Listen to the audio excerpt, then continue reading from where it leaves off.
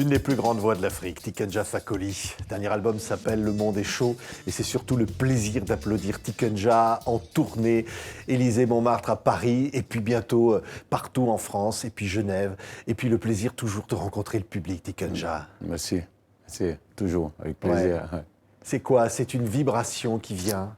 Mais c'est une vibration et puis moi, comme je fais du reggae, j'ai des messages à faire passer, donc du coup, avoir du public en face, c'est très important parce que les gens ils écoutent l'album, c'est bien, mais quand l'artiste est là devant eux et qu'il chante et qu'il accompagne les chants de messages aussi, parce que moi, pendant mes concerts, il arrive que je laisse la musique jouer et que je fasse des speeches.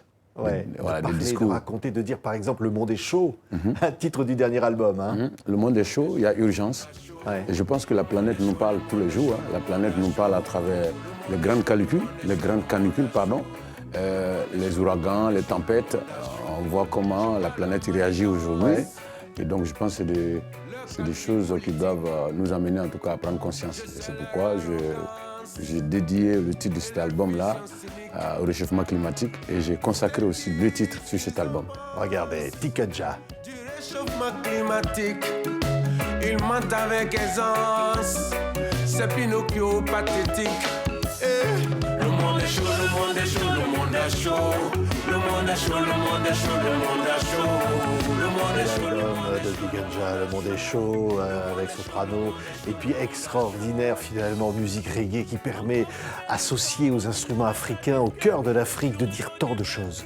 Oui, moi je dis on ne fera jamais le reggae mieux que les Jamaïcains. Et donc par contre, on peut prouver que l'origine du reggae c'est l'Afrique, puisque les Jamaïcains qui ont créé le reggae en Jamaïque viennent d'Afrique. Et donc je pense que le fait que nous sommes arrivés à associer les instruments traditionnels avec les instruments classiques du reggae, c'est vraiment la preuve que l'origine vraie du reggae, c'est l'Afrique. Et je pense que Bob Marley n'a pas arrêté de dire qu'il venait de l'Afrique et qu'il voulait retourner en Afrique. D'ailleurs, il voulait se faire... Il a demandé à ce qu'on l'enterre en Éthiopie et c'est les Jamaïcains qui ont refusé. Ouais. Des chansons comme ça, par exemple, c'est No No No, qui nous parle de la nécessité de la démocratie en Afrique. Moi, je tiens à la démocratie parce que l'objectif, c'est vraiment donner le pouvoir au peuple. Parce que quand le peuple a le pouvoir peut amener ses dirigeants à avoir un autre comportement. Et donc c'est ça. Et je pense que c'est la démocratie qui va donner le pouvoir au peuple. Et donc c'est pourquoi c'est un album qui parle de ça aussi. Ouais. Il y a Pourquoi nous fuyons. Et ça raconte évidemment tous ces Africains qui quittent leur pays. Moi, ça me fait mal. Ça me fait mal de voir tous les frères partis, de voir les bras valides quitter l'Afrique. Vous savez, avant, c'est les bateaux qui venaient des États-Unis, les bateaux des esclavagistes qui venaient nous chercher, nous prendre dans nos villages pour nous emmener. Aujourd'hui, les mêmes bateaux sont là et les Africains payent pour monter dans ces bateaux et partir. Et moi, je pose la question dans cette chanson, pourquoi nous fuyons? Je dis, mais si tout le monde fuit, qui est-ce qui viendra mener le combat à notre place? Parce que les gens fuient la mauvaise gouvernance, les gens fuient parce qu'il y a la corruption, les gens fuient parce qu'il n'y a pas de démocratie, etc. Et donc, voilà, quand on fuit, on laisse le combat derrière nous. Et même si on va en France ou aux États-Unis, si on revient 20 ans après, même si on a beaucoup d'argent, on ne peut pas investir parce qu'il y a la corruption, parce qu'il y a la mauvaise gouvernance, parce qu'il n'y a pas de justice, parce qu'il n'y a pas d'égalité, etc. Et donc je dis aux jeunes, voilà, c'est difficile, mais il faut affronter la situation. Quand je vois dans l'histoire de la France qu'on aime tant que les Africains sollicitent tant, ou les États-Unis qui sont sollicités, etc., mais quand je regarde dans leur histoire, les peuples se sont levés.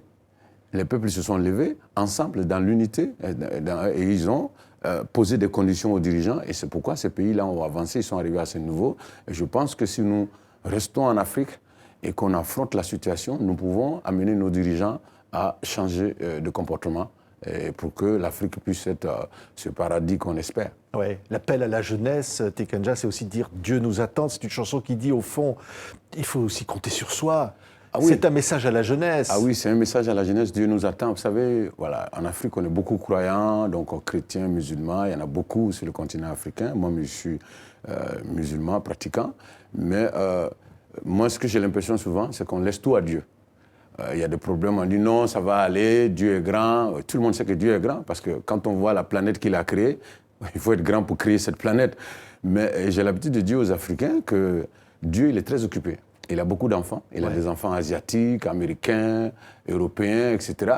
Et donc, pour qu'ils viennent à l'aide de certains de ces enfants, il faut qu'ils voient ces enfants-là bouger.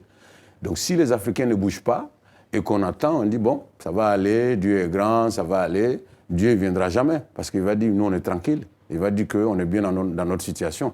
Donc, c'est de ça que je parle dans cette chanson. Dieu nous attend, nous, on attend Dieu.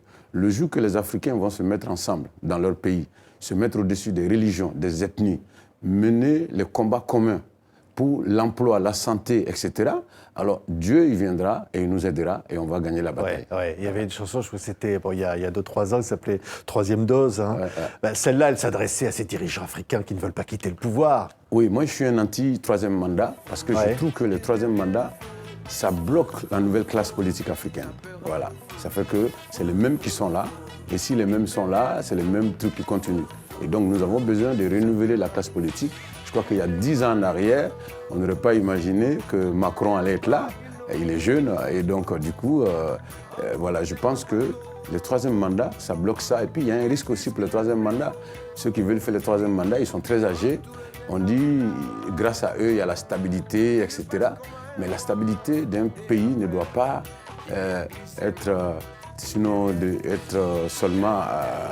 ne doit pas tenir à une seule personne. La stabilité d'un pays doit tenir aux institutions, etc.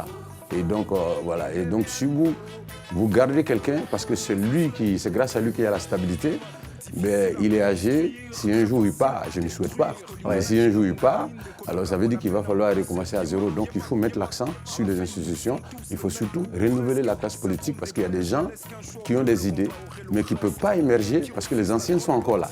Et ils ne connaissent pas l'ami de l'ancien qui est là, ils ne connaissent pas les entrées, donc ils sont là, ils sont bloqués, alors qu'ils ont des idées pour leur pays. Et je pense que le troisième mandat, c'est contre l'émergence d'une nouvelle classe politique en Afrique, et c'est pourquoi je suis contre. Alors, il y avait un des clips de ce fameux troisième dose, avec un début tout à fait étonnant, regardez. On a rencontré quelqu'un, on a vu un médecin constitutionnaliste. Il est en train de concocter tout un produit. Et lorsque tu vas boire ce produit, rien à faire. Troisième mandat, c'est maintenu. Un produit magique, oui, magique. Dès que vous buvez ça, oui, le peuple, tout le peuple. Vraiment, Ça, c'est on peut avoir de l'humour, hein, Tikenja. On peut dire les choses avec de l'humour. Hein. Bien sûr, bien sûr. Là, on parle un peu des conseillers, des gens qui sont autour du chef, qui ne veulent pas qu'il parte. Parce que s'il part, eux, ils repartent à zéro. Il va falloir qu'ils aillent commencer à zéro pour revenir. Donc, ils vont dire au chef, allons-y, il n'y a que toi. Si tu n'es pas là, il va avoir des massacres, il va avoir ceci. Donc, on va expliquer au chef que sans lui, le pays ne peut pas avancer. Et du coup, le chef va oublier qu'avant lui, il y avait des gens. Et que ça fait très longtemps que le pays fonctionne et qu'après lui, le pays va fonctionner. Donc il va dire, c'est moi le représentant de Dieu, il faut que je sois là pour qu'il y ait la stabilité. Donc je pense que c'est de ça un peu que le comédien parle. Ouais, quelle tournée qui s'annonce. TV5 Monde est tellement fier de capter cet événement à l'Élysée-Montmartre et que nos téléspectateurs pourront voir sur TV5 Monde au début de l'année prochaine. Exactement. Et c'est ça, cette sueur, ce bonheur d'être sur scène. Tikenja, c'est là que ça se passe, quoi. Bien sûr, c'est sur la scène que ça se passe. Et puis on est content que TV5 vienne faire la captation. Vous savez, c'est l'Élysée-Montmartre, c'est complet depuis deux mois et demi. Les 2 jours. Donc, il y a beaucoup de personnes qui avaient envie de venir à ce concert et qui ne peuvent pas. Donc, ils auront l'occasion de voir, grâce à TV5, ce qui s'est passé à l'Élysée-Montmartre le 15. Ouais. Quelle histoire, Tikenja, que ce petit Ivoirien qui collait ses propres affiches pour ses concerts au tout début. Quand même, quel chemin. Oui, un long chemin parcouru. J'ai eu beaucoup de chance. J'ai rencontré des gens formidables qui m'ont accompagné. Et puis bon... Voilà, le talent fait le reste, mais j'avoue qu'il y a eu la chance aussi, puisqu'il y a beaucoup de personnes qui chantent mieux que moi, mais qui n'ont pas la place que j'ai aujourd'hui, qui n'occupent pas la place que j'ai aujourd'hui. Oui, mais derrière, il y a toute cette jeunesse africaine, quoi. Ça compte beaucoup. Beaucoup de chance. J'ai beaucoup de chance d'être écouté par cette jeunesse africaine. D'ailleurs, je suis heureux, puisque c'est pour elle que je chante. Le reggae a pour mission d'éveiller les consciences. Et donc, dans le processus de réveil de l'Afrique aujourd'hui, c'est important que le reggae soit là pour les guider, pour leur donner des idées et pour les encourager surtout. Avec l'espoir. Avec l'espoir. L'espoir est là. L'espoir est là. Moi, je crois à ce continent. Je pense que ça fait seulement 58 ans que nous avons été libérés de l'esclavage et de la colonisation. Et que si nous nous réveillons, que si nous arrivons à nous unir dans nos pays, si nous arrivons à nous unir sur notre continent, qu'il n'y a pas de raison qu'on ne gagne pas tous les combats. Parce que nous avons tous les atouts, nous avons toutes les matières premières dont les pays occidentaux ont besoin pour continuer le développement. Nous avons une population très jeune. En 2050, nous serons 2 milliards en tant que population. Et donc, voilà, la nature nous a tout donné. Maintenant, à nous de faire avancer les choses. Et le reggae est là pour mobiliser les Africains pour qu'on fasse les choses pour faire avancer ce continent. Merci. Tiken Jah Fakoly en concert. Le Monde est chaud, la tournée, bientôt sur TV5 Monde pour applaudir l'un des plus grands artistes qu'on aime, Tiken Jah Fakoly. Merci. Merci beaucoup, Tiken Jah. C'est moi. Merci.